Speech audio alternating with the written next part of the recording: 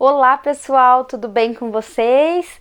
Mais um vídeo aqui do canal, mais um tema muito importante, muito interessante para a gente falar por aqui, seguindo aquela enquete que eu fiz na semana passada e como prometido, hoje vamos falar das dificuldades alimentares, da seletividade alimentar que a gente vê muito também, né, nas crianças com autismo e também em outros casos, isso não está atrelado diretamente, né, e somente as crianças com autismo, mas a gente vai conversar um pouquinho sobre isso.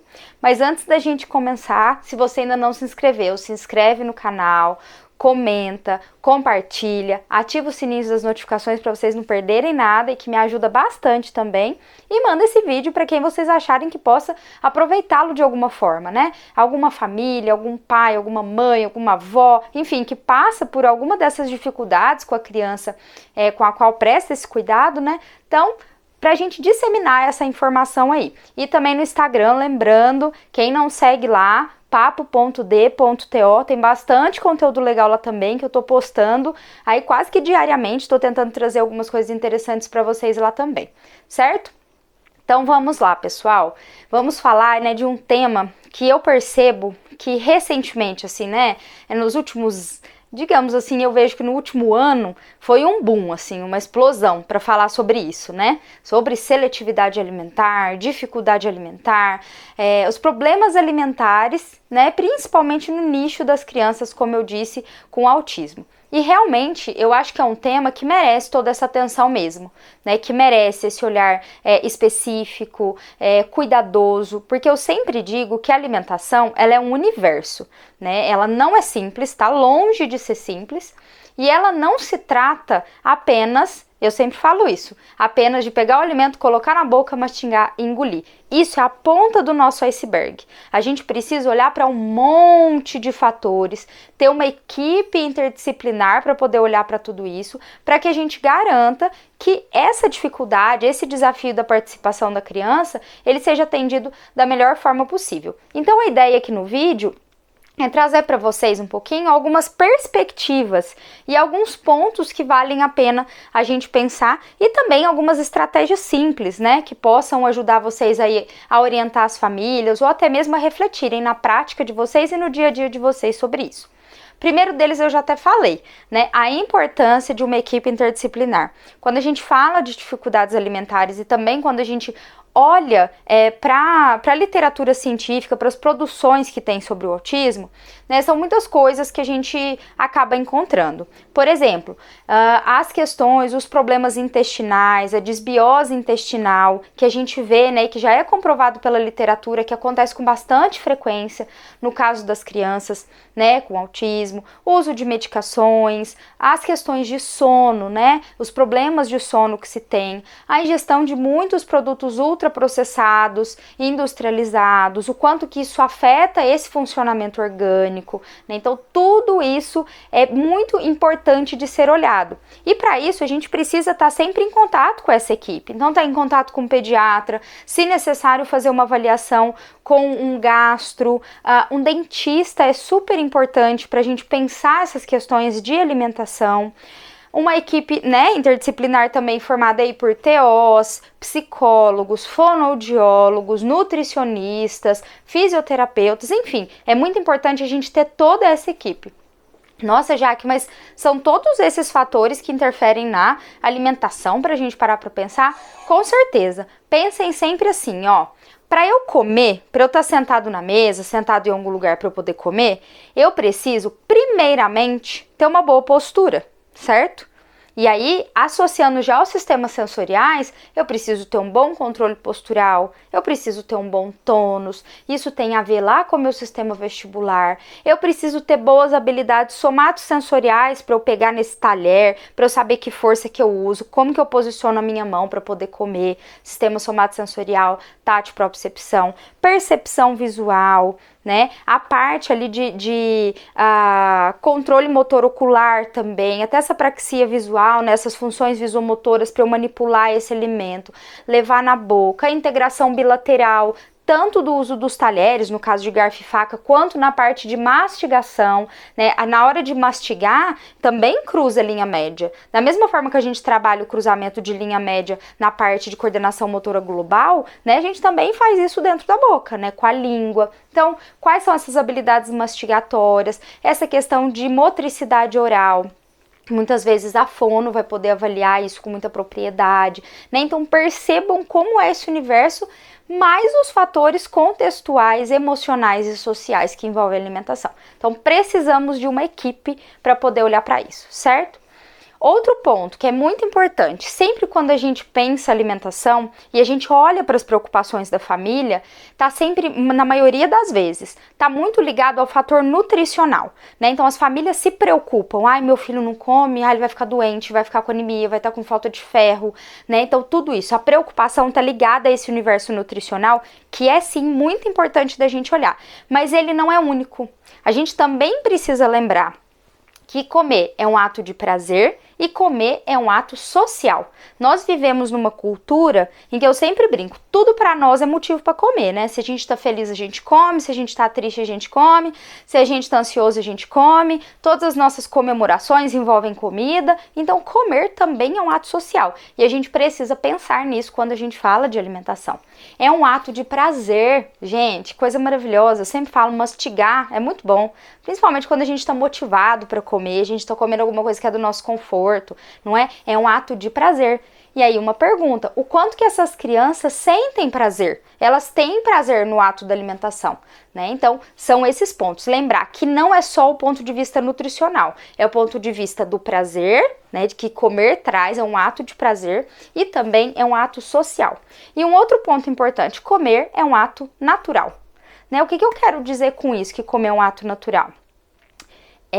Quando a gente pensa no contexto, nos relatos das famílias, é sempre importante a gente observar o quanto que está sendo natural essa criança comer. E eu digo natural no seguinte ponto, quanto essa criança muitas vezes passou por experiências de ser forçada a comer, o que deixa de ser um ato natural.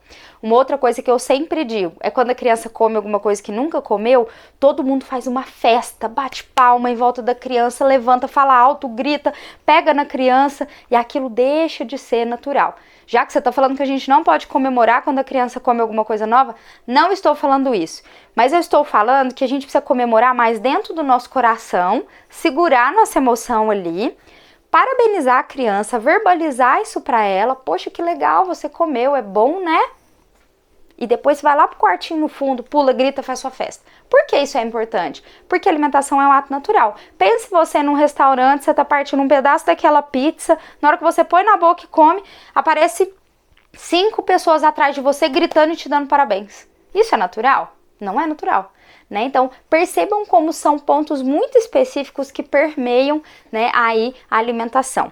Outro ponto muito importante quando a gente fala da alimentação também é essa percepção de fome, né, que é um outro aspecto importante da gente avaliar. Essa criança sabe?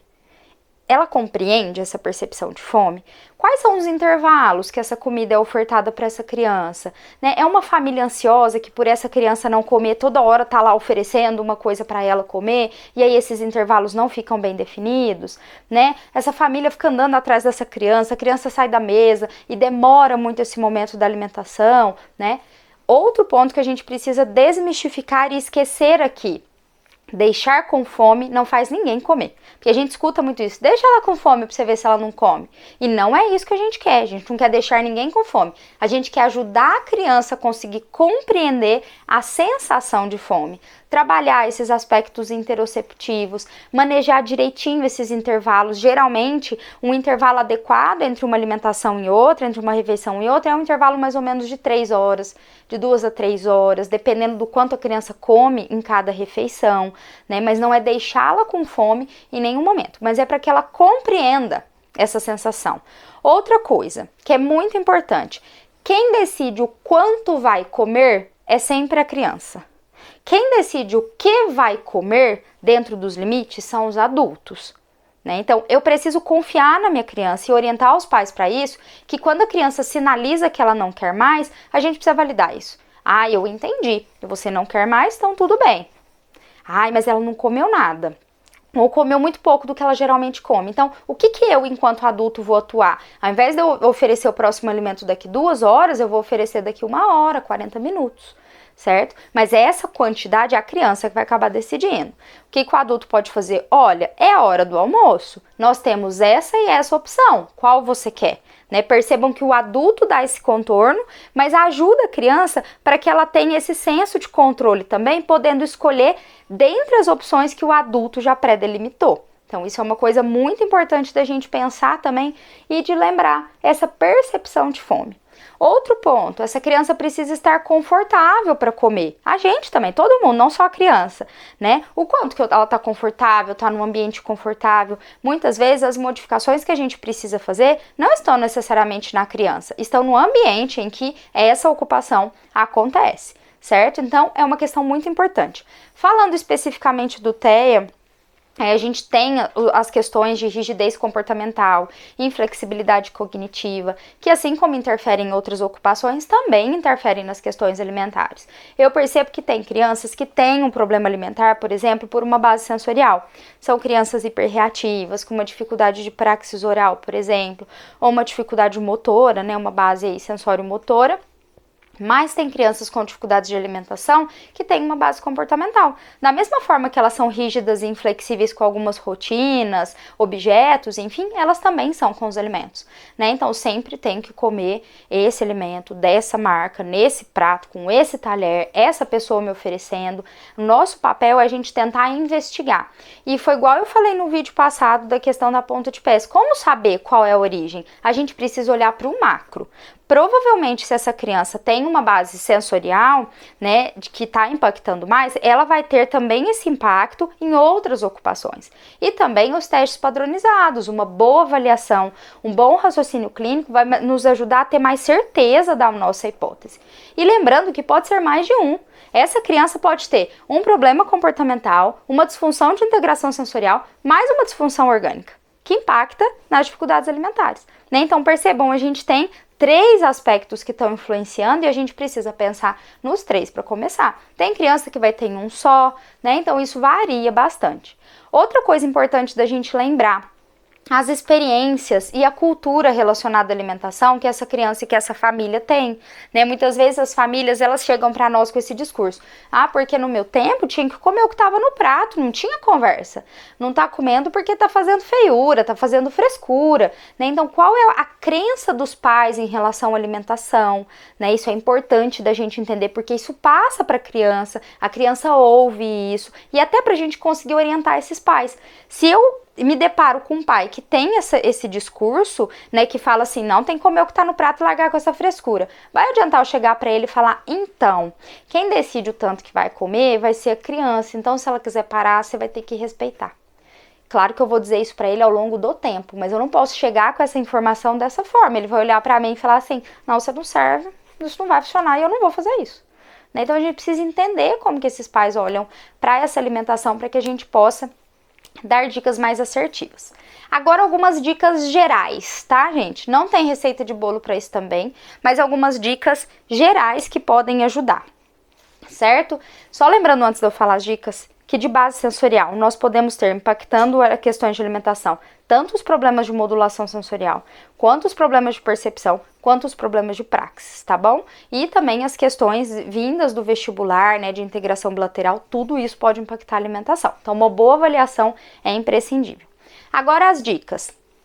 Aumentem as oportunidades que essa criança tem com os alimentos, né? Não necessariamente o objetivo vai ser a criança comer, mas ela experienciar. Lembra que tem uma escadinha. Primeiro eu preciso tolerar o alimento, depois eu preciso olhar, depois eu preciso tocar, depois eu preciso cheirar, depois eu dou um beijinho, depois eu lambo esse alimento, depois eu coloco na boca, depois eu mastigo, depois eu engulo, tá? Aumente essas experiências. Vá no mercado com a criança, deixe os alimentos em casa de maneira que ela possa olhar para esses alimentos.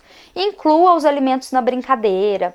Tente propor para crianças momentos de receitas. Então, uma hora que você está até fazendo o almoço, fazendo um lanche, convide a criança para participar.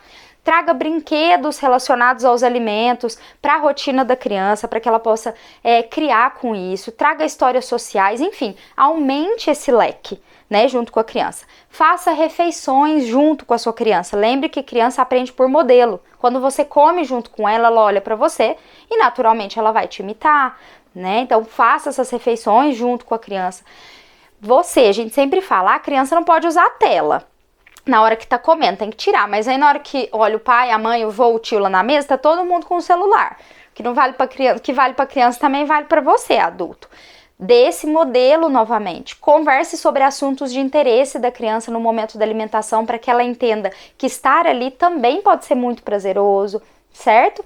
E, se necessário, indique, né? Muitos pais se beneficiam muito da psicoterapia, orientação parental, para que ele possa também ajudar nesses aspectos emocionais relacionados à alimentação.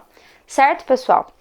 Muita coisa pra gente falar, mas espero que vocês possam ter pegado alguma coisa daqui. Se quiser deixar aqui nos comentários alguma dúvida, alguma colocação que vocês acham que é importante também, deixem aqui, vamos conversando também, tá bom? Para que a gente possa sempre trocar ideias sobre os temas que eu trago por aqui, certo? Muito obrigada pela companhia, mais esse vídeo. A gente se vê semana que vem.